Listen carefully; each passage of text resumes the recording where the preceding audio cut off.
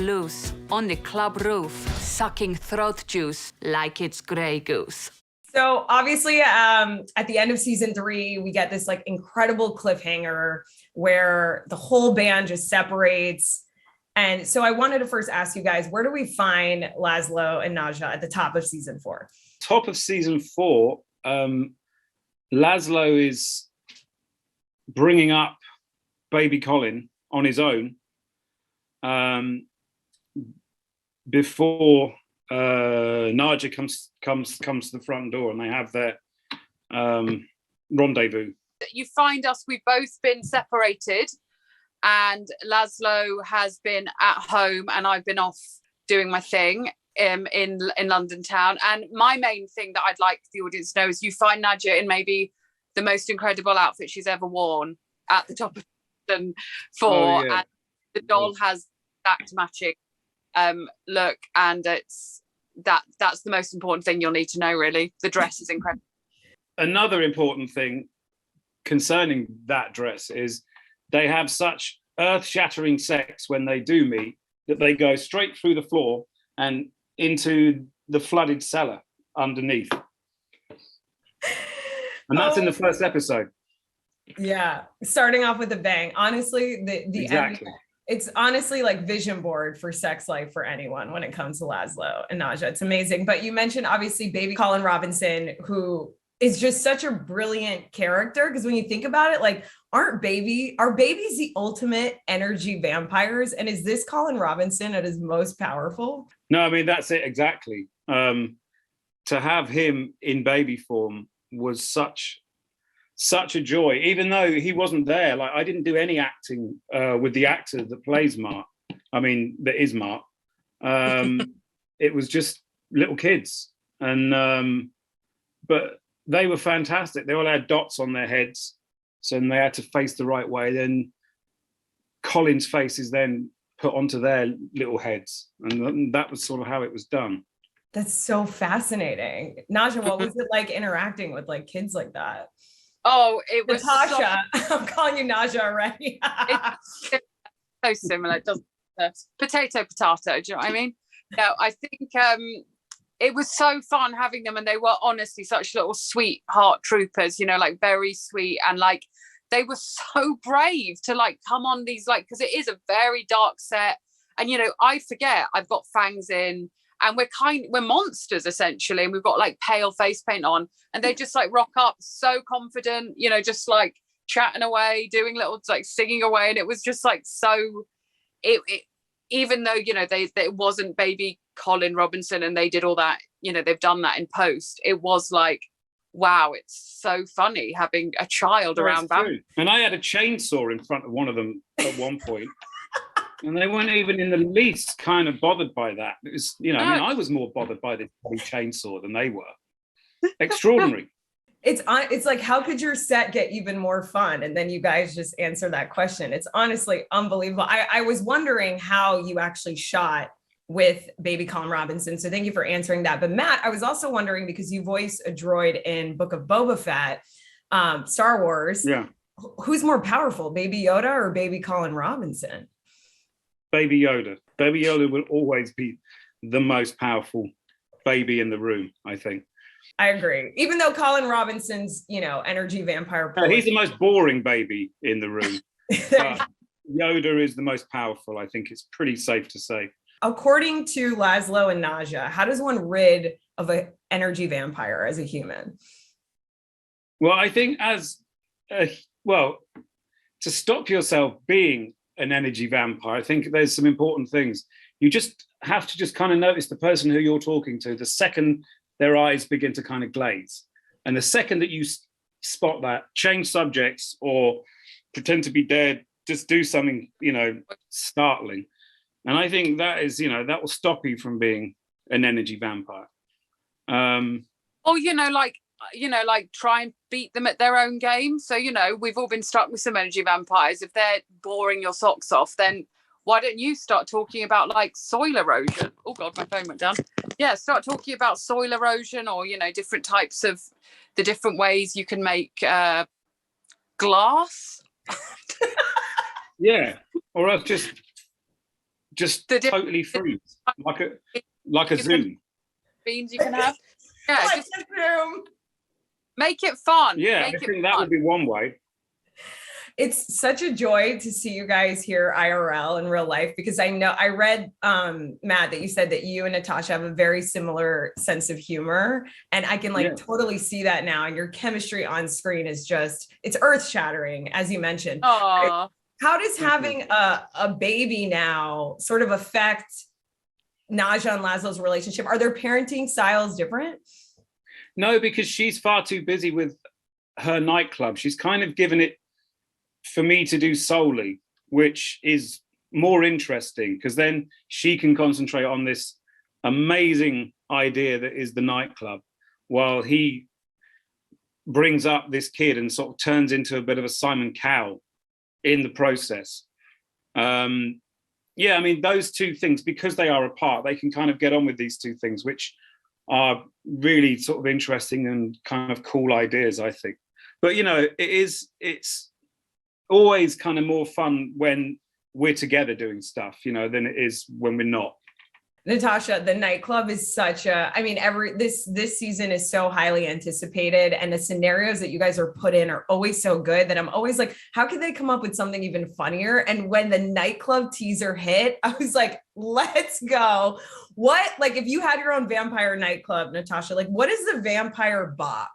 Like, what do vampires get down to? I feel like it's like very high pitched for me. It's like they take all the best parts of like Kate Bush screaming and then mix that with some like Cher, and it would be like I think in reality it'd be really weird sort of like type like music that they'd all be like losing their minds to. Like they'd be doing the drug blood and listening to like the highest pitched female screaming type singing that is possible, I think. And then maybe some like Bon Jovi. Yeah. Or like Evanescence, like then like, you know, they'd like a bit of Evanescence. That'd be more sort of like Hot Vampire Summer would be more like Evanescence and that sort of thing. But yeah, I think like Kate Bush, I mean, Matt and it was one of the writers from series 1, Tom, used to say that when I sang in real life and as Nadia, it sounded like Kate Moss that had been hit over the head with a brick. So well, I think that Nadia is basically Kate Bush, who's been hit on the head with a rock. Kate Bush, sorry. No, she's a little Kate Moss too. I mean, those outfits are fire. Matt, you're a fantastic musician.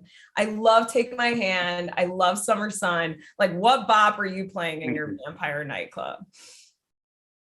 I'm playing musical theatre songs, because that's what little Colin Robinson likes, weirdly enough.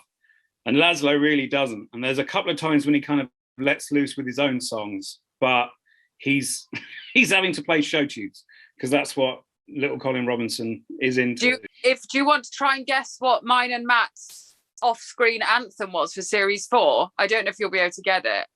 Was it a show tune, or was it like a... No, very modern. And Matt was the one that went, put this on. And then that was our anthem for series 4.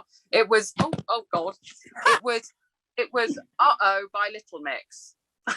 Wait, that's such a good song. Do you guys sing off? Because you guys are obviously, you know, we've seen Laszlo and Nadja do musical performances together in like previous Yeah, seasons. well, I don't want to ruin it. More of that?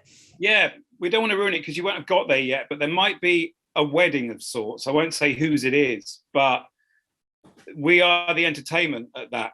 And we had to come up with a lot of filthy songs. That was some of the most fun that I've had in any job, I've got to say. Yeah, it was Well, if you can't tell me what's in the show, I read that Paul Sims, the showrunner, said at one point that you guys are so good at improvising that every time he gets into the editing room, they could literally cut the same episode with the same story with entirely different dialogue. Can you tell us, like, is there something that ended up maybe on the cutting room floor that's not in the episode that you guys like sang together or did together for this season or maybe past seasons? There's times when Tash and I will come up with a very sort of British reference just to screw with them, just to see whether they're going to put it in or not. And they have done in the past, much to our sort of shock. Other than that, you know, there are times when we go quite low down, and I always think to myself, there's no way that's going to go in. And of course it doesn't. but it's great fun to do. Was there like a specific moment, even from past seasons, that you guys just couldn't stop laughing? Because it's like I'm literally just laughing out loud on my couch watching it. It depends how cold it is. If for instance, if it's just speaking personally, if it's cold, then I don't normally corpse because I'm too cold. Or if I'm up high, because I'm terrified of heights, then I won't corpse because I'm too terrified. Yeah, they're the times when I can't, I'm just unable to corpse. Well, I think for me, the times where we corpse the most is when me and Matt are doing our talking heads together, because you'll get into like, maybe you'll have to sit and do a bunch of them over a number of, over a whole day. And we'd start, just saying stuff to make each other laugh. Or like Matt would always start we always start talking head as if Matt was saying something already. So he'd, say the tail end of a sentence, which is absolutely ridiculous. And then we'd have head, and that would always be like, wow. Another thing that we always wanted to do was start a talking head with as if I'm about to say something, and then Tash would come straight in. So it would be like, and then she comes in, and you do that every single time. And I don't know whether they've put those in. I hope they have, because that would make me laugh, I think. I would hope that they would put that in. What makes me laugh the most, and we have to talk about this, is the tour de force from season 2 that is Jackie Daytona. I mean, the humans and the mortals want to know, Matt, like, is Jackie Daytona coming back? I have no idea, because we don't know anything about what happens in the show until the first draft of the first script is sent to our hotels, and that's the first time that we have any idea of what's going on. I mean, for me, that was such fun to do for loads of reasons. One, I got to literally cross swords with Luke Skywalker, which I never thought I'd be doing that in any world. So yeah, it was a huge kind of thrill, and I was just like really sort of quietly happy, that everybody, that it sort of worked and everybody liked it. Would you want him to come back? Because there's a moment where you say, I'm just a regular human guy in the bar, and I lost it on my couch. I don't know why that line was so good to me. What is it like playing Laszlo, playing Jackie Daytona? And did you pull from any pop culture references? Like, what did you look to for inspiration for that character? All that I kind of wanted to do was do an exaggerated version of Laszlo, so he was even more like Laszlo when he was Jackie Daytona. And his disguise was a toothpick, which is a fantastic idea. I don't know who came up with that. It's probably Steph, but such a funny idea. So the joke being that he's not disguised at all, and he's, and is exactly the same. He's got some stupid costume on, but other than that, he is basically Laszlo. And I just upped Laszlo, so he would be more Laszlo when he was Jackie Daytona. Natasha, have you ever thought, because Nadja is just, I mean, I got to give you your flowers. She's just so iconic. And I know that word is so overused, but you really are, like, you're so brilliant. Have you ever thought of like what Nadja's secret identity, sort of Jackie Daytona version would be? God, I haven't. I mean, I have always thought it'd be really fun to do an episode or a storyline where both Nadja and Laszlo go on the run in disguise. And, maybe I'm Jack Daytona and he's Jackie Daytona or something like that. Like, I always thought that would be a really fun thing to see. I think it's always fun when you see these characters in the real world, outside, trying to sort of, and I loved, we did an episode where I got to interact with Sean's wife, who's played by Marissa Winokur, and like, that was so much fun, just like amongst these like Staten Island ladies. That was incredible. So yeah, anything like that. Yeah, and they're great improvisers, those two. And Tash has such a good, those two are really, really good improvisers. So it's always a huge joy to work with those two, because you're going to get something. I love seeing Sean. I love seeing Gregor. Like, we need Housewives of Staten Island vampire version stat. Oh yeah, I know. Go to The Bachelor in this season, which I'm super stoked about. I wanted to ask you guys, because Laszlo and Nadja are such like vision board goals and lifelong partners, like, according to you guys, how does one lock down a lifelong partner? I mean, I think it's just like literally just committing to the idea and then just being like, I mean, you'd probably have to get a bit of brain damage to get to this point, because it's literally like they just so blindly love each other and are so attracted to each other, no matter what the other one's doing, no matter how stupid they're being, they're just like, oh, yes, please. So I think you probably do just have to be alive for a few hundred years or something to get to that point. But yeah, they just always look for the good in each other. They're always so into each other. It doesn't matter. It's like, you may have embarrassed me so much or done something so stupid, but ultimately you're my one. And I love, and it's so fun to play, because Matt was saying earlier, you know, like in comedies and sitcoms, it's quite often that, you know, it's like the main couple are sort of arguing a lot and sort of getting on each other's nerves. But it's so fun to play two people that no matter what they've done, you know, they're just like, oh, you know, so horny for each other the whole time and never excited by it. Yeah, and it's endearing to see a sort of male character like in Laszlo be so uxorious sort of towards his like wife. Like, I love that. Matt, what's your advice on, like, according to Laszlo, how to lock down a lifelong partner? No, it's just I mean, it's the same as what Tasha said. I mean, it's very, very rare in comedy to see a couple not be annoyed by sort of one another, you know, and be on the edge of kind of breaking up. That seems to be, you know, what we're kind of used to with comedy couples. So it's a real kind of breath of sort of fresh air when you have two characters that it doesn't, you know, like Tash says, you know, it doesn't matter where they've been, what they've just done, who they've done it to. They can't wait to get back in the sack. And I just think, you know, that's kind of cool and it's different and it's almost something really new, you know? It is so new. I think that's why people love it, because it's like this rare love, this everlasting love that will never go away. Something to aspire to. Natasia, I was reading that you said after season 1 that you totally said bye to everyone as if you were never going to see them ever again. You were like, bye, it was so nice working with you.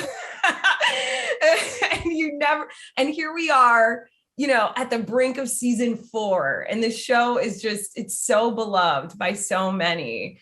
This question is for the both of you, but I want to hear from you first. Has this show just totally surpassed your expectations? So in the UK, you know, shows we have like on average 6 episodes a season, and things don't usually go beyond sort of 3 seasons max, usually 2.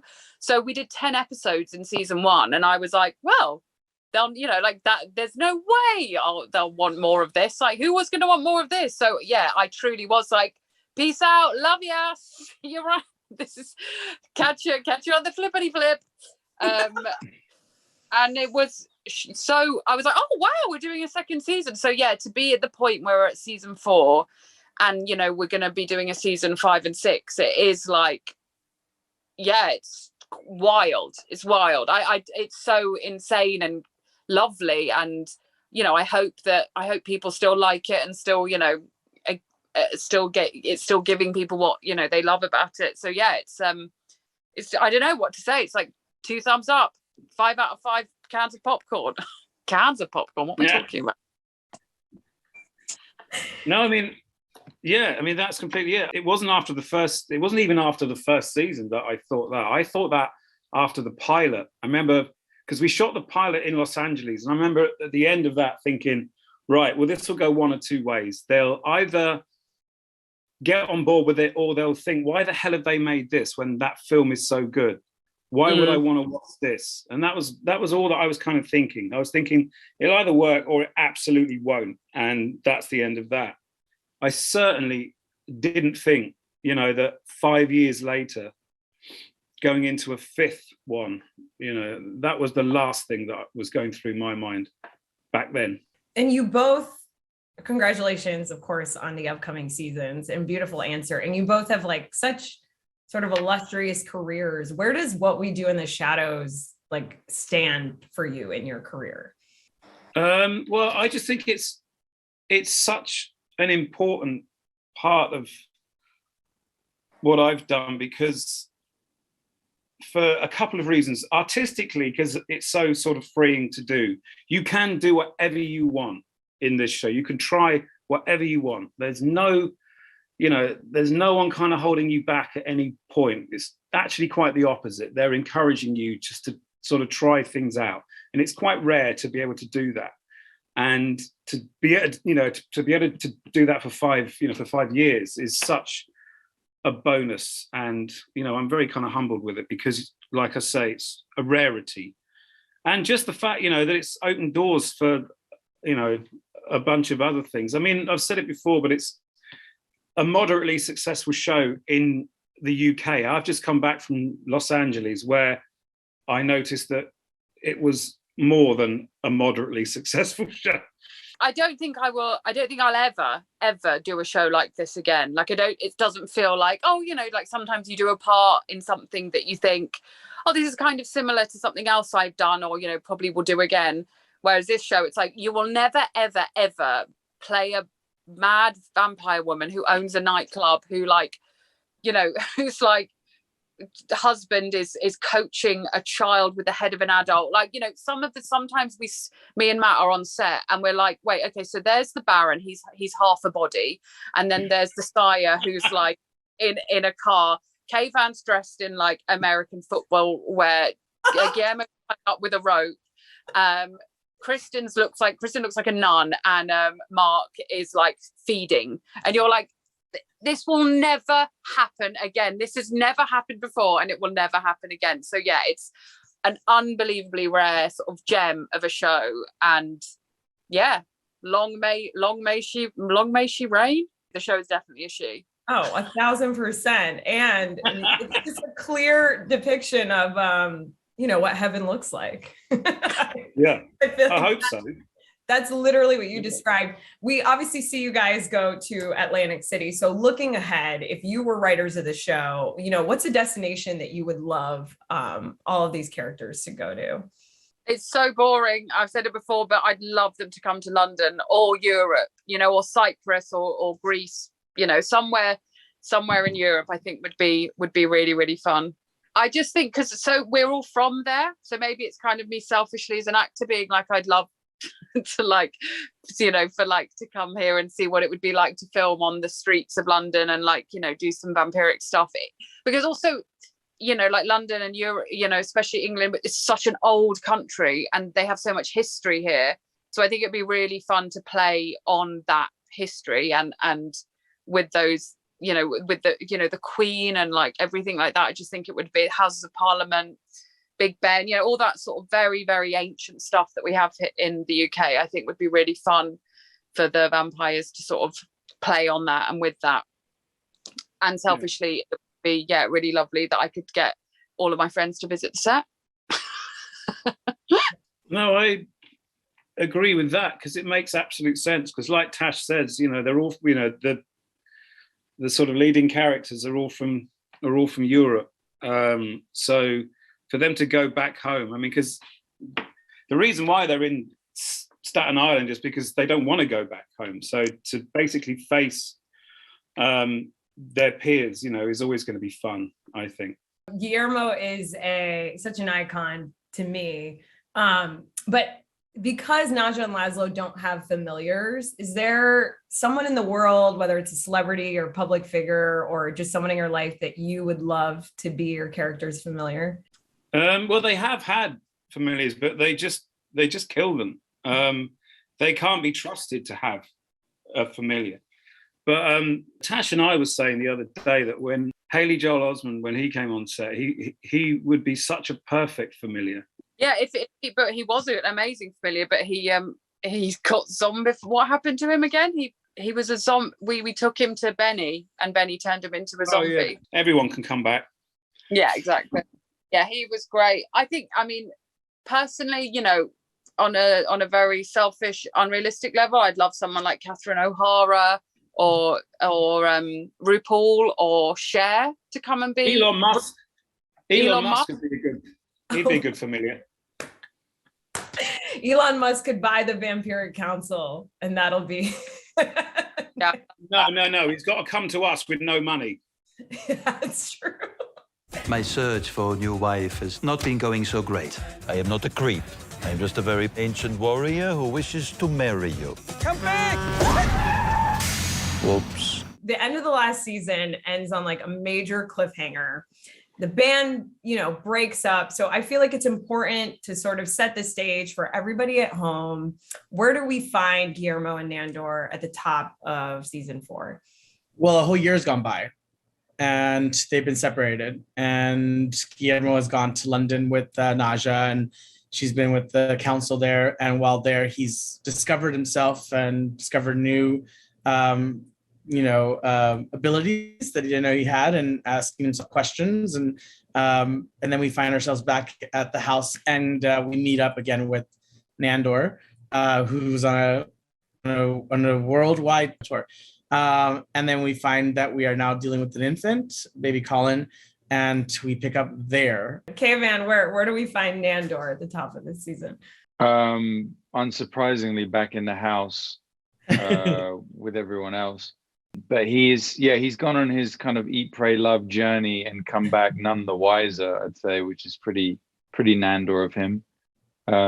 But he's got a new toy to play with, his genie in his lamp, or his djinn, played by the wonderful Anoop Desai. Got to stop giving him shout outs because he doesn't say about me in interviews. And but he is a wonderful actor. It's just egomaniac. And singer. He was a great singer. And singer, really? Incredible singer. Wow. Did he sing anything on set, like in between takes? He didn't. He actually he sung. He didn't sing till because he was there for the whole season. So thank God he was a nice dude, because I don't know how I would have put up with him. Otherwise, I was like, man, how many episodes are you in? It's like 8. Really? Am I even in 8 episodes? So then he's like, he's coming for Nandor's gig.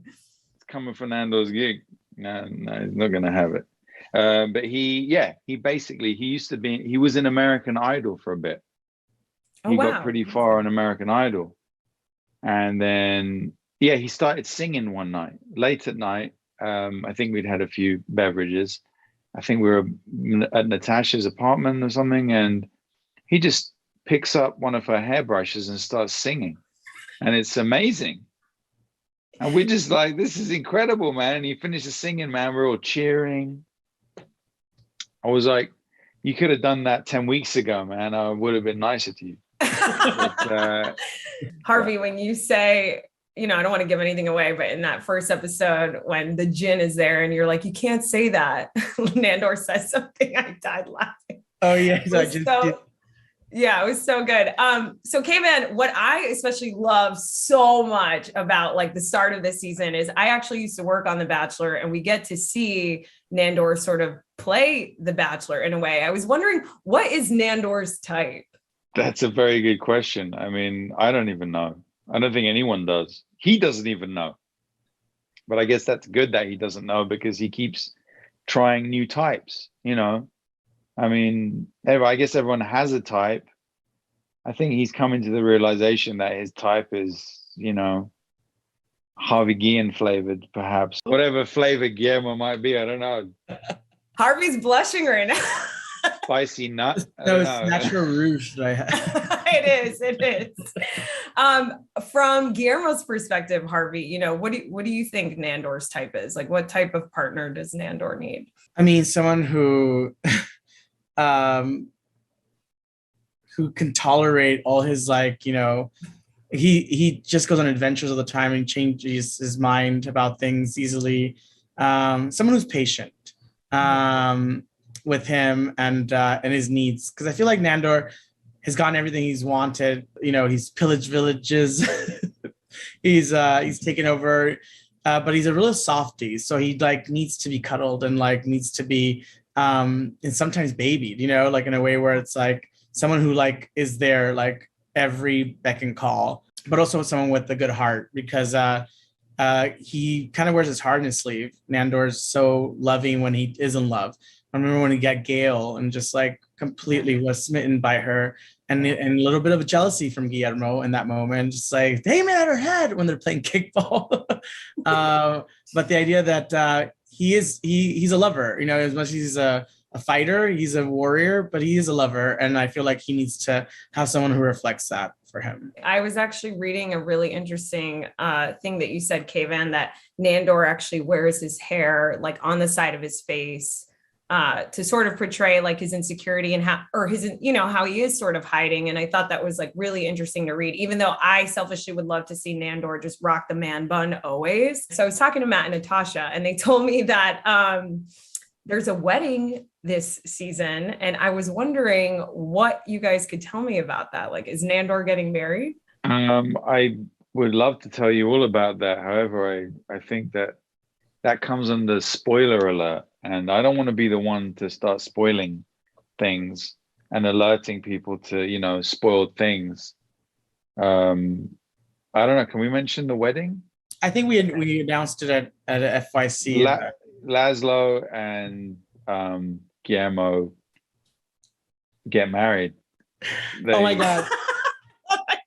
He's going to kill me. They're like, oh my God, we're about the same height. Yes, we are. And that's it. That's all it took. So, I love it. And Colin Robinson gets to watch.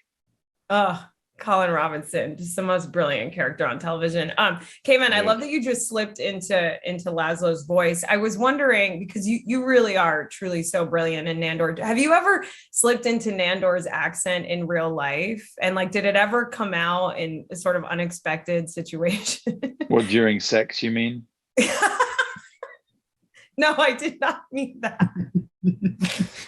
I feel like it's such a fun voice that I would find myself sort of just like dropping it in random conversation. Does that happen? With me, Nandor's voice is so different to my own voice. I feel like when people hear me speak, they're kind of disappointed I don't speak like Nandor. And I feel like a bit of a letdown. Like, oh my God, it's so great to meet you. Yes, thank you very much. It's lovely to meet you too. Would you like a selfie? You know what I mean? I feel like that's more of a fun ride for them than for me to go, oh, thanks very much. Yeah, it's great. It's like, why is he talking like that? I don't like this voice.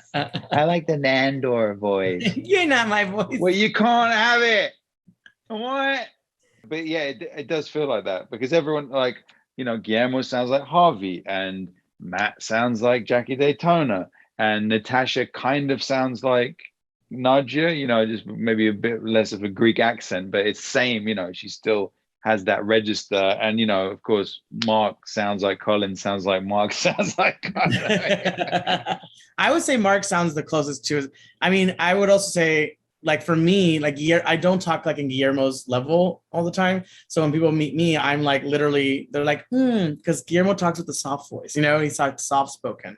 And when Nandor does them in last season, when he does the Guillermo voice, he nailed it because it's very soft and it's very, you know, the way he did it. And he mimics someone, you know, and not everyone's it was like, all right, but that's, you know, that's like, this is like, hi, my name is Nandor. Hi, how you doing? Yeah, exactly. You know what I mean? It was like, yeah, but Kayvan's also a master of like a million voices. So like, if you already heard his Nandor, like I wouldn't waste, you know, your time with the voice you already heard. You should hear all the other voices you can do. Well, there you go, Kayvan. I mean, I can't move on until. I mean, yes, you can. No, it'll come on the show. It'll come on the show, not in the interview. Got it. Okay, sorry, you're specific. Wait, so everybody stay tuned for that. I'm so excited for that.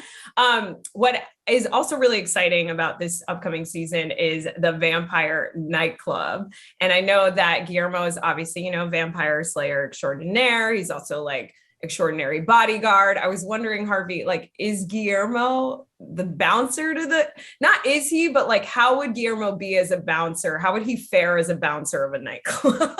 I think it would be like a lot of power for him and maybe go a little power hungry. And he probably would let all like the people who wouldn't traditionally get into a club in, just because he would see himself in them and be like, you with the glasses in the back, who's shy, come forward, come inside.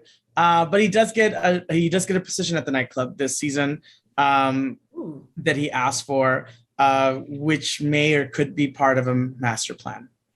I love that. And that moment that you're dancing in the teaser is so fun. And I've read a lot extensively about the backstory that you've built for Guillermo.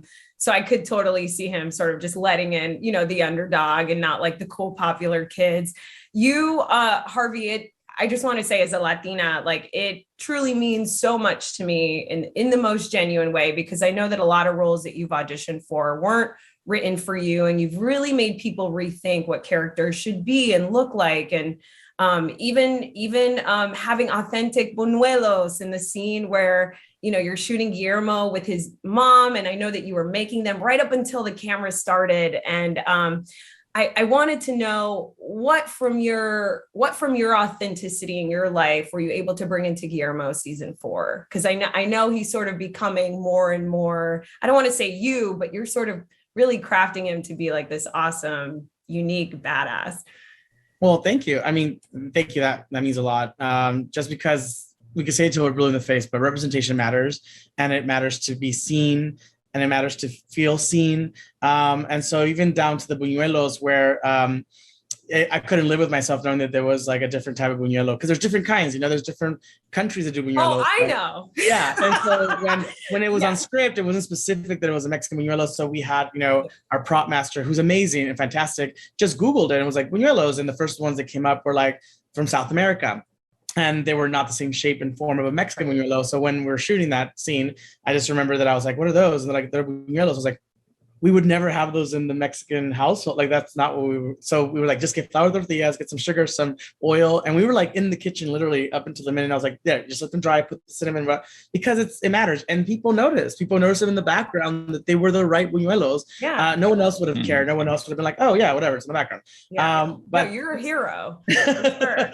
It's the small things. But then it's important. This season, what I'm really proud of is bringing that dynamic of having that Mexican culture and in the household with the family. We do get to meet our family on Guillermo's side, and we're excited about that. And Paul's already spoken about this, but we're excited to meet them and seeing that dynamic that people are going to relate to. Be like, yes, see, that's how.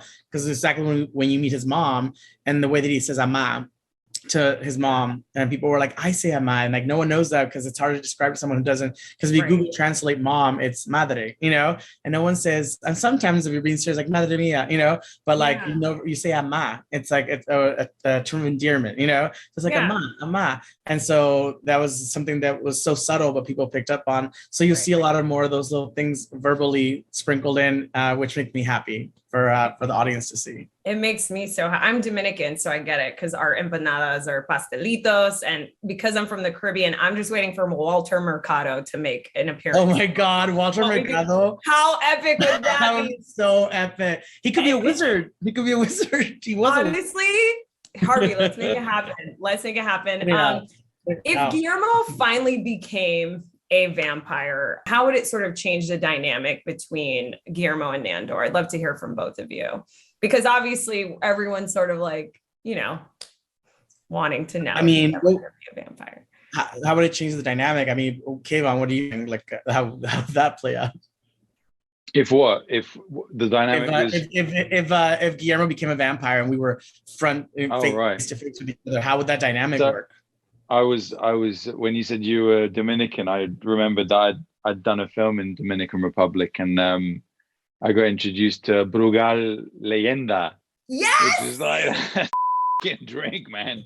That's Brugal's. I have Brugal and Presidente in my house. Have you? So... Oh yeah. Oh my God, man, that was the one, because all the booze shops would turn into like a club. Like you'd buy the booze there from the from the liquor store, and then anyway. Back to the Guillermo Nandor dynamic. I mean, I can't imagine him being a vampire. I mean, I feel like if he became a vampire, then his wish would come true, and it might then turn into a nightmare. But having another vampire in the house, I mean, sure, why not? It'll definitely, you know, if they decide that's what they want to do with it, then they'll do it for a good reason, which will be, it'll be hilarious. Yeah. But why that would be, I mean, I don't know. I think there still needs to be a kind of master-servant dynamic between Guillermo and Nandor, and you know they're coming up with more ingenious ways of maintaining that, even though Guillermo is now a vampire slayer, you know, slash bodyguard. It's terrifying to see them when they do come, you know, head to head. Because I mean, Guillermo is powerful in his own way with the Van Helsing side of him. So when they do have these battles, like they're not budging. And like even in last season where it was like back to back in his bedroom, where like at the last minute with the crucifix in his face, and then Nandor tells him, "You passed the test," and that was the reason that he stood down. Yeah, pretty terrifying to see that he's just as powerful as Nandor is. He's a vampire, and he's just human with Van Helsing blood running through his veins. And if you add the layer of vampire on top of that, does that elevate him to a level where he's unstoppable? You know what I mean? Yeah. Where it'd be terrifying to be in that. But what happens when the Van Helsing blood meets the vampire blood? Some got to go down. You don't know. It's gonna go down. It's gonna go down. I have a last question for you, but just because you brought up Van Helsing, Harvey, have you thought of like talking to Van Helsing's ghost? Like, I don't know, Hugh Jackman. You know what I mean? Like, have you thought? I'm open to like, you know, any Slayer from the past. Hugh Jackman, Buffy, like it's just like, would it be cool to like Buffy like come out of retirement and be like, "I heard you need my help," you know? Just like, I don't know, like some guy, that was me doing some like, please forgive me. But just the idea that I'm always open to have somebody come and train Guillermo in whatever sense, like with Antonio Banderas, who's a vampire, Salma Hayek, who's also a vampire, part of the vampire world. You know, with Van Helsing, Hugh Jackman, with you know, Sarah Michelle Gellar. Walter Mercado, Walter Mercado coming back with mucho amor, you know. Mucho amor. You guys, I would love that too, and I just can't wait to see where your story goes. You guys were talking about the power dynamics. It is so fun to watch you both sort of have fun, and you're both just so good at it. Where do you want to see Guillermo and Nandor end up as Harvey and Kayvan, like personally? I don't want them to ever end up anywhere. I want them to keep searching for whatever it is they're searching for. I think once they end up, then, you know, the end will be up. And that will be that. But yeah, it's always the journey, really, not the destination for me anyway. But there's a lot of gas left in the Nandor, Guillermo, Nandermo tank, I'd say. So we'll see, man. I don't know. Same. I just want them to be happy wherever they end up going. Just to be happy. I feel they're all searching for what, you know, brings them happiness, and I just would like them all to be happy, especially with Nandermo. I love it. It's the best wedding hashtag ever. Oh my God.